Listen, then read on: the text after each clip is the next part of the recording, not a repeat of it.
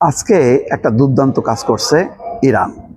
সেটা হচ্ছে সৌদি আরবে মার্কিন দূতাবাসে ড্রোন হামলা চালাইছে এবং ব্যাপক ক্ষয়ক্ষতি হয়েছে।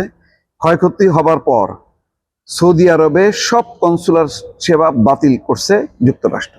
মানে কতটা খেপছে এবং পরিস্থিতিটা কতটা বেসামাল যে কনসুলার সেবা বাতিল করছে, তার মানে ওখানে ভিসা দেয়া টেয়া সব বাতিল করছে। ভালো, মানে কাজটা খারাপ হয়নি। অন্তত ইরানকে যে পরিমাণ ক্ষয়ক্ষতি করছে সে তুলনায় এগুলি কিছুই না, হয়তো আস্তে আস্তে টের পাবে তারা।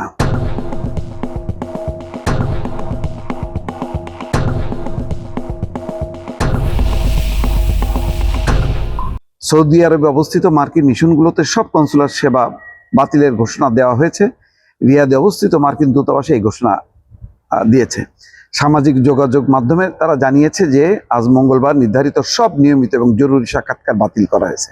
অর্থাৎ ভিসা দেওয়ার জন্য যত সাক্ষাৎকার সব বাতিল করা হয়েছে। যে সৌদি আরব থেকে পালায় আমেরিকায় যাওয়া ওইটা বন্ধ করে দিয়েছে খেপে যে।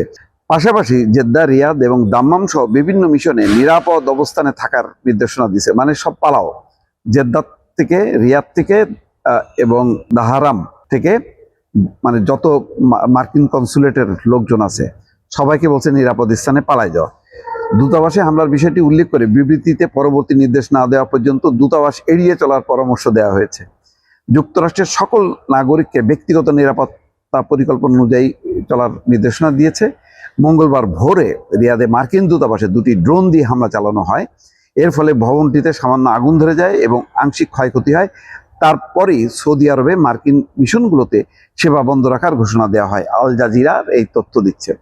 তার মানে বুঝতে পারছেন যে আমেরিকা তার ঘাড়ের উপরে যতক্ষণ না পর্যন্ত বোম না পড়বে, আঘাত না পাবে, ততক্ষণ পর্যন্ত কিন্তু সাইজ হবে না। এবং তারা সাংঘাতিক রকম ভয় পায়।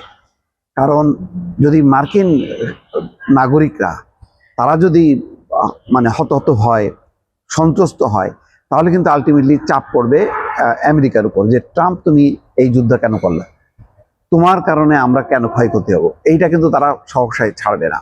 সুতরাং মার্কিন বিভিন্ন স্থাপনায় যত হামলা বাড়বে ততক্ষণ পর্যন্ত মার্কিন কিন্তু গোটায় যাবে এবং পরিস্থিতি এমন হবে যে তারা ওই যে এর আগে মনে আছে নিশ্চয়ই 7 মাস আগে 12 দিনের যুদ্ধের পর আমেরিকা দেখছে যে ওরে বাবা বিপদ, তখনও পর্যন্ত আমেরিকার তেমন কোনো স্থাপনায় আঘাত হয়নি, দু একটা জায়গায় আঘাত হয়েছে। এখন কিন্তু খুব টার্গেট করে করে মারতেছে। এবং ইরান যদি খেপে যায়, তারা আত্মঘাতী হামলা যখন শুরু করবে, তার পরিণতি তো তারা অতীতের অভিজ্ঞতায় আছে।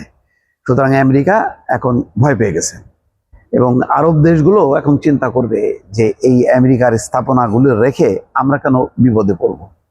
সেই চিন্তাটা মাথায় ঢুকানোর জন্যই কিন্তু ইরান এবার বেছে বেছে যেখানে যেখানে মানে আমেরিকার লেজ ধরে ঝুলে বসে আছে যে আরব দেশগুলো, এখন সেগুলিতেও আঘাত হানছে। কারণ এদের দ্বারা গাজার ফিলিস্তিনিদের অধিকার রক্ষা হচ্ছে না, মুসলমানদের অধিকার রক্ষা হচ্ছে না। তারা যে একটা মানে স্বাবলম্বী, তাদের যে একটা স্বাধীন সত্তা, সেটাও বিসর্জন হচ্ছে।